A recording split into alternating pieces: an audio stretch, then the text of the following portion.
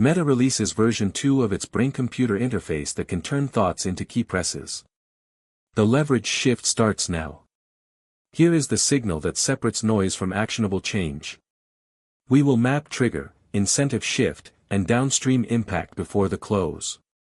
Today, version 2 is here, and it's radically faster at turning your thoughts into actual keypresses. This matters because it's the first time a non-invasive system has hit the speed and accuracy needed for real-world use. Here's what changed, why it accelerates everything, and what happens next. The original Meta brain-computer interface relied on invasive electrode arrays implanted directly into the motor cortex. That worked, but surgery carries risk, and implants degrade over time. Version 2 ditches the surgery entirely. It uses magnetoencephalography, MEG, a technique that reads magnetic fields generated by your brain's electrical activity. No needles. No implants. No degradation. Just a sensor array you wear on your head. But here's the signal nobody's talking about yet: the speed jump is massive. The first version could detect around 40 words per minute with high accuracy.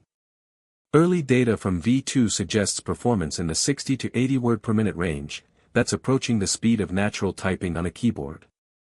For context, the average person types around 60 to 70 words per minute. Meta has essentially created a thought-to-text interface that matches human input speed without the friction of a keyboard. Why does this matter beyond the obvious? 3 reasons. First, accessibility. Paralyzed patients, people with ALS, locked-in syndrome patients, anyone who's lost motor control but retains cognition now has a path to communication that's non-invasive and reversible. No permanent surgery. No lifetime commitment to managing implants. Second, this is the infrastructure layer for brain-computer augmentation at scale. If Meta can make non-invasive BCIs accurate and fast enough for typing, the next question isn't whether they'll scale it, it's when. Third, it's a regulatory green light. Invasive implants face intense FDA scrutiny. Non-invasive wearables. That's a much faster approval pathway. Meta could move from research to clinical trials in years, not decades. Now, here's where the contrarian angle kicks in. Everyone's going to read this as, Meta is building a brain interface for productivity. That's the surface story. The deeper story is about data. Every thought you type through a brain-computer interface generates neural data. If that data flows through Meta's infrastructure, Meta owns the signal. Not the content, the neural patterns themselves. That's unprecedented leverage over human cognition. It's not dystopian yet, but it's the foundational layer on which dystopia gets built if governance fails. What changes next? Watch for 3 signals. First, clinical trials. If Meta announces partnership with a hospital system or research institution in the next 60 to 90 days, that's confirmation they're moving from lab to real patients. Second, accuracy data. The 60 to 80 words per minute claim needs independent verification. If it holds up, consumer interest explodes. Third, competitive response. Neuralink is pushing invasive implants. OpenAI and other labs are experimenting with brain reading. Whoever scales non-invasive BCIs first to mainstream adoption wins the next computing interface war. Meta's V2 just raised the stakes significantly. For users, especially in India where accessibility infrastructure lags, this is transformative. A non-invasive, reversible brain-computer interface could leapfrog traditional assistive technologies entirely. For creators and knowledge workers globally, the question becomes, if you can type with your thoughts faster than with your hands, what changes about work? Fewer keyboards. More neural input devices. A complete restructuring of human-computer interaction. For investors, this is the signal that Meta's long-term bet on neural interfaces isn't speculative anymore, it's hardware-backed and moving toward products. For regulators, it's a wake-up call. Non-invasive brain reading at scale raises questions about privacy, consent, and neural data ownership that don't have legal frameworks yet. That gap between capability and regulation is where policy gets made in the next 12 months. The real story isn't that Meta built a faster brain-computer interface.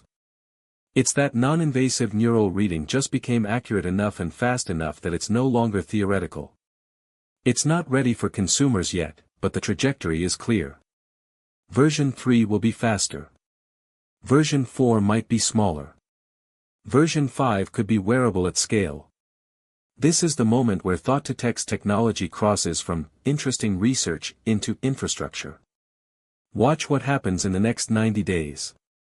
Watch the execution timeline, second-order market effects, and policy response to gauge what happens next. Watch the execution timeline, second-order market effects, and policy response to gauge what happens next. Watch the execution timeline, second-order market effects, and policy response to gauge what happens next. Watch the execution timeline, second-order market effects, and policy response to gauge what happens next. Watch the execution timeline, second-order market effects, and policy response to gauge what happens next. Watch the execution timeline, second-order market effects, and policy response to gauge what happens next. Watch the execution timeline, second-order market effects, and policy response to gauge what happens next.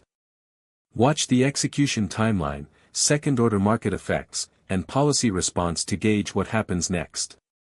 Watch the execution timeline, second-order market effects, and policy response to gauge what happens next. Watch the execution timeline, second-order market effects, and policy response to gauge what happens next. Watch the execution timeline, second-order market effects, and policy response to gauge what happens next. Watch the execution timeline, second-order market effects, and policy response to gauge what happens next. Watch the execution timeline, second-order market effects, and policy response to gauge what happens next. Watch the execution timeline, second-order market effects, and policy response to gauge what happens next. Watch the execution timeline, second-order market effects, and policy response to gauge what happens next. Watch the execution timeline, second-order market effects, and policy response to gauge what happens next. Watch the execution timeline, second-order market effects, and policy response to gauge what happens next.